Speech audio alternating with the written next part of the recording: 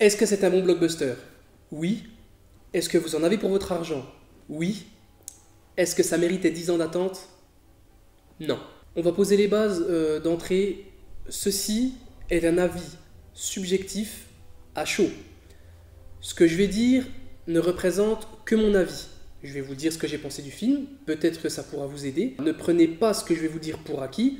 Ce que je dis n'est pas forcément vrai, c'est un ressenti. Donc peut-être que vous réagirez différemment au film. Partez juste du principe que pour se faire son propre avis, autant aller le voir directement au cinéma. Là pour le coup, je vais procéder comme d'habitude. Donc l'histoire, ensuite le casting et ensuite tout ce qui est visuel, bande son, etc. Donc dans un premier temps, on va récapituler très brièvement l'histoire. Alors Avengers Infinity War nous introduit pleinement pour la première fois Thanos, qu'on avait vu pour la toute première fois dans Avengers 1, si je ne me trompe pas, qui avait été teasé à plusieurs reprises. On l'a revu notamment dans les Gardiens de la Galaxie, on l'a vu dans une scène post-générique de Thor, il me semble. Et aujourd'hui, voilà, il vient se salir les mains, faire le travail lui-même. Thanos, son projet, c'est de réunir les 6 pierres d'infinité, 6 pierres qui ont des propriétés intrinsèques et qui confèrent en fait à son possesseur des pouvoirs quasi illimités. Et en fait, Thanos veut se les approprier et pouvoir les placer sur son gant de l'infini pour pouvoir décimer la moitié de l'humanité, parce que selon lui, toutes les ressources qui existent aujourd'hui ne sont pas suffisantes pour toutes les personnes vivantes, existantes dans l'univers. Sacré projet. Je ne vais pas vous cacher que je trouve que il n'y a pas vraiment d'histoire en fait. Il n'y a pas vraiment d'histoire. Il y a un fil rouge, c'est tout ce qu'on a, c'est Thanos veut récupérer les pierres. Si, je le répète, vous avez vu les anciens films, vous savez qui sont les possesseurs des pierres d'infinité, donc vous savez logiquement vers qui Thanos va se tourner pour récupérer ces pierres. Et dans la structure, c'est assez redondant finalement. C'est assez redondant parce que il va vers telle personne, il lui réclame la pierre, il va vers telle personne, il lui réclame la pierre, il va vers telle personne, il lui réclame la pierre.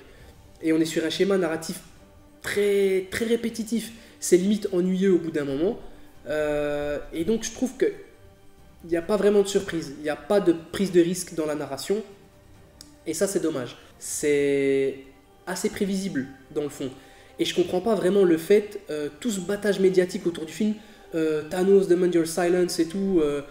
Voilà, un hashtag qui demandait en fait aux spectateurs de ne rien dire à la sortie du film. C'est logique, mais je veux dire, il n'y a pas de choses énormes dans le film. J'ai pas été bouche bée devant une révélation. D'ailleurs, je sais même pas si on peut parler de révélation. Il y en a pas vraiment en fait. Et ça m'a un peu dérangé. J'ai trouvé qu'on était dans la facilité. C'est dommage parce que toutes ces années on a attendu en fait. Il y a des théories qui ont vu le jour. Et limite, j'ai envie de vous dire que ces fan théories, ben, elles sont beaucoup plus intéressantes que ce qu'on a vu dans le film. Et ça, ben, c'est regrettable, quoi. Franchement, quand tu te dis qu'il y a des fans, enfin que les fans en général ont une meilleure inventivité. Bon, après, certes, ils s'appuient sur les comics, mais je veux dire, même sans s'appuyer sur les comics, il y en a qui t'ont trouvé des théories, en fait. Franchement, tu les balances dans le film comme ça, tu te dis, waouh, c'est lourd. Là, je veux dire, non. Oh, mais le nombre de personnes, enfin, le nombre de théories qu'on a vues sur où est la pierre de l'âme, mais vous allez voir dans le film, mais ils s'en battent strictement les couilles en fait. C'est la facilité. Et moi, ça m'a un peu déçu. C'est dommage. La seule chose qui peut-être vous surprendra et qui moi en tout cas m'a surpris, c'est la fin. Je vous dirai pas pourquoi, parce que j'ai pas envie de vous donner d'indication si vous n'avez pas vu le film, mais en tout cas, ça m'a surpris que ça se termine comme ça. Ça, pour moi, c'était une prise de risque. Et c'est la plus grosse prise de risque que j'ai envie de dire de tout le film. Et je salue cette prise de risque-là. Mais vraiment, c'est tout. Parce que le reste, sinon, en termes de révélation, de narration, pour moi, il n'y a pas de... il n'y a pas de folie, en fait. Il n'y a pas de folie. Et en fait, on en arrive à la conclusion, et c'est ce dont on se doutait, en fait. On sait pour qui ces films sont destinés. Limite, j'ai envie de vous dire, là, on a un certain âge. Je dis pas ça dans le sens où on est vieux. Je dis ça dans le sens où quand on a découvert Iron Man, on était plus jeune. Si vous êtes de ma génération, vous aviez un peu moins de 20 ans, vous aviez 18 ans, enfin voilà, 18, 19 ans. Vous avez découvert Iron Man, et je veux dire, ça aurait dû être un peu comme pour les mangas, par exemple. Au fur et à mesure qu'on grandit, le manga ou l'œuvre devient de plus en plus adulte, tout en pouvant rameuter quand même voilà, les nouveaux, enfin les enfants ou les ados. Là, j'ai l'impression que non, tenez, c'est pour les enfants, tenez, c'est pour les ados. Ça m'a un peu dérangé, surtout qu'on nous disait, vous verrez, Thanos, il est sinistre, il est vraiment redoutable, vous verrez directement la scène d'intro. J'ai pas vraiment trouvé, honnêtement. J'ai pas vu sa cruauté, en fait. Honnêtement, j'ai pas vu sa cruauté. Mais après, on en discutera dans le coin canapé.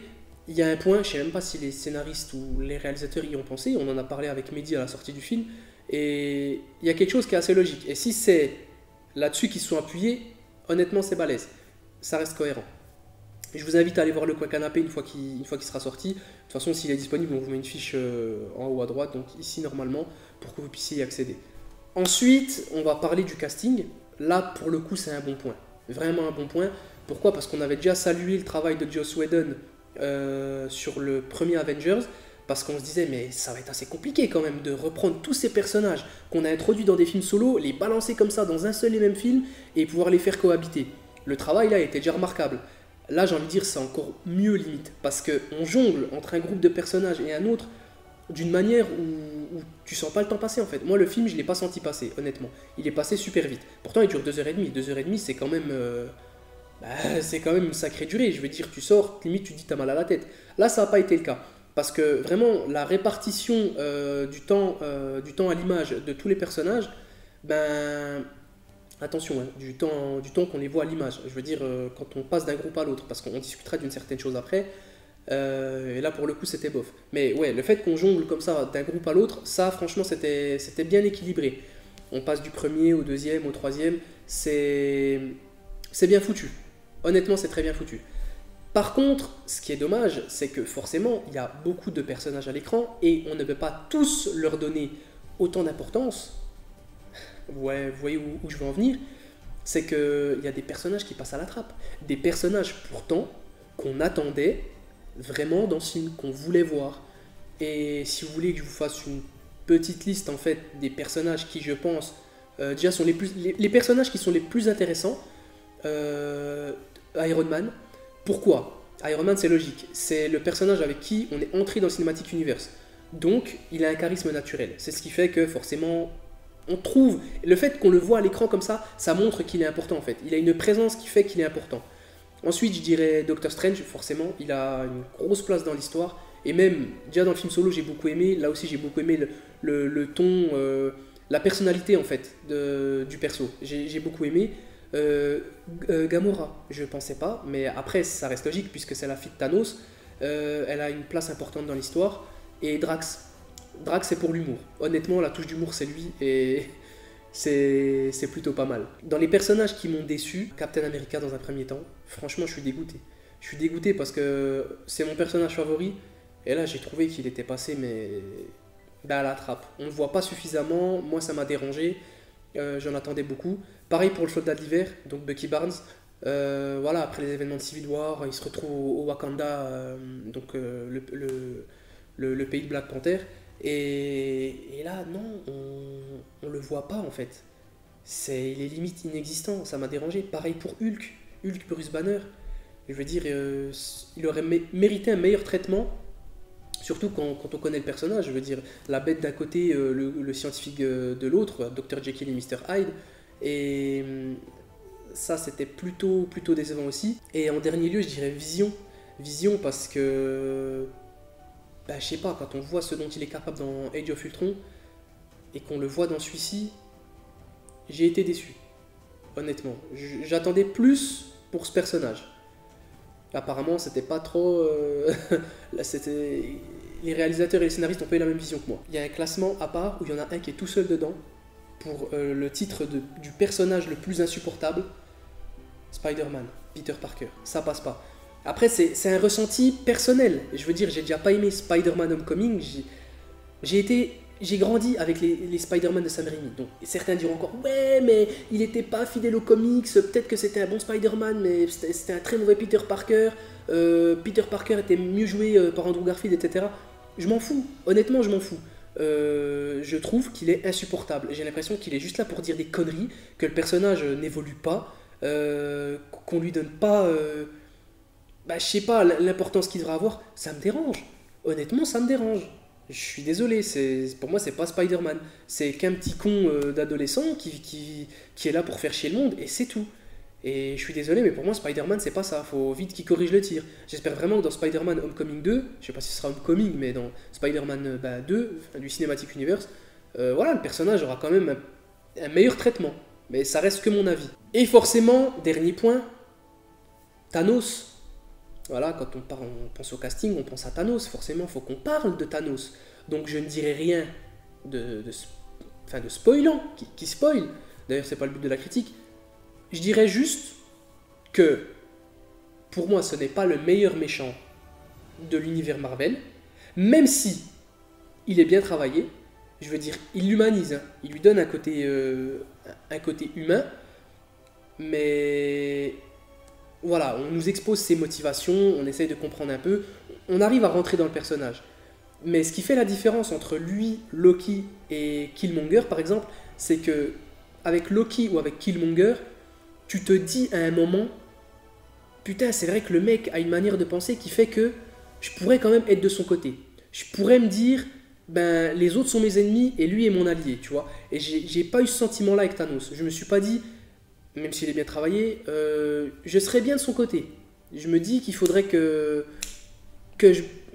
j'éclate tout le monde et que je décime la moitié de l'univers. Je finirai rapidement sur le côté, l'aspect visuel et bande-son. Alors déjà, la bande-son, on retrouve le thème d'Alan Silvestri, hein, donc, qui est super connu maintenant. Et il y en a une autre qui m'a tapé à l'oreille, je sais pas si c'est le thème de Thanos, mais il y en a une qui est vraiment pas mal. Après, sinon, en dehors de ça, la BO n'est pas forcément extraordinaire. Et par contre, visuellement, c'est stylé. C'est vraiment, vraiment stylé. C'est super propre à quelques plans près. Hein, parce que par moment, on sent les fonds verts. Bon, je chipote. C'est vraiment si vous faites attention et que vous cherchez les détails. Pour la personne qui n'est pas exigeante et qui veut juste du gros bout, mais un gros spectacle et s'en prendre plein la gueule, vous serez servi. En tout cas, vous en aurez clairement pour votre argent. Comme je vous ai dit précédemment, j'ai pas senti les 2h30 passer. On a quand même des belles séquences. Franchement, il y a des trucs stylés. Des moments où je suis resté comme ça, je me suis dit, ah ouais, quand même, c'est propre. Et voilà, de ce côté-là, il n'y a pas de problème. Juste, si je peux encore chipoter sur un petit point, c'est que je trouve qu'on n'a pas assez la dimension humaine. C'est-à-dire mettre la caméra du point de vue de la population. Parce que je veux dire, c'est eux quand même les victimes. Certes, les Avengers seraient victimes aussi de ce projet d'éradication de la moitié de l'univers de Thanos, mais ça serait bien de plus montrer, en fait, de mettre la caméra à l'échelle humaine, de voir qu'il y a des pertes. Là, j'ai trouvé que c'était un peu trop les Avengers, les gardiens de la galaxie ou les guerriers du Wakanda contre Thanos. Et voilà. Mais après, voilà, ça reste un détail. Moi, c'est vrai que j'aime bien quand on a des films, parce que pour moi, ça reste un film catastrophe. Je veux dire, il y a une menace imminente qui débarque et qui veut tuer pas mal de monde et qui va laisser des morts et la désolation derrière lui. Donc c'est quand même bien, je trouve, d'avoir une certaine tension dramatique et de pouvoir faire monter justement cette tension et qu'on puisse ressentir quelque chose. Là, j'ai trouvé que c'était pas trop le cas. Donc voilà. Donc pour résumer rapidement, j'ai été déçu de l'histoire. J'aurais voulu que ce soit beaucoup plus cousu. Le casting, tous ces personnages qui cohabitent à l'écran, ça marche plutôt bien. Je suis juste un peu déçu qu'il y en ait qui passent à la trappe et qu'ils ne soient pas plus mis en valeur. Et par contre, voilà, vous en aurez pour votre argent. Le film passe super vite, les combats sont beaux. Par contre, ça ne méritait pas 10 ans d'attente. Je finirai là-dessus. Je vous remercie en tout cas d'avoir regardé cette vidéo. Je vous invite, s'il est disponible, à aller voir Le Coin Canapé, sinon patientez un petit peu. Je pense qu'il déboulera dans quelques jours. Si vous n'êtes pas abonné, abonnez-vous s'il vous plaît. N'hésitez pas à aller checker les autres critiques. On fait des tests de jeux vidéo aussi, donc n'hésitez pas à aller voir. À nous suivre sur la page Facebook. D'ailleurs, en parlant de ça, n'hésitez pas à aller sur notre page Facebook. On a mis un post, en fait, on voudrait avoir votre avis sur le film. Vous pourrez spoiler, il n'y a pas de souci. Et pendant le Coin Canapé, en fait, on reprendra les meilleurs, les commentaires les plus constructifs. Et on débattra là-dessus avec Mehdi et Christopher. Voilà, je vous remercie encore une fois. Je vous dis à la prochaine. Prenez soin de vous. Ciao!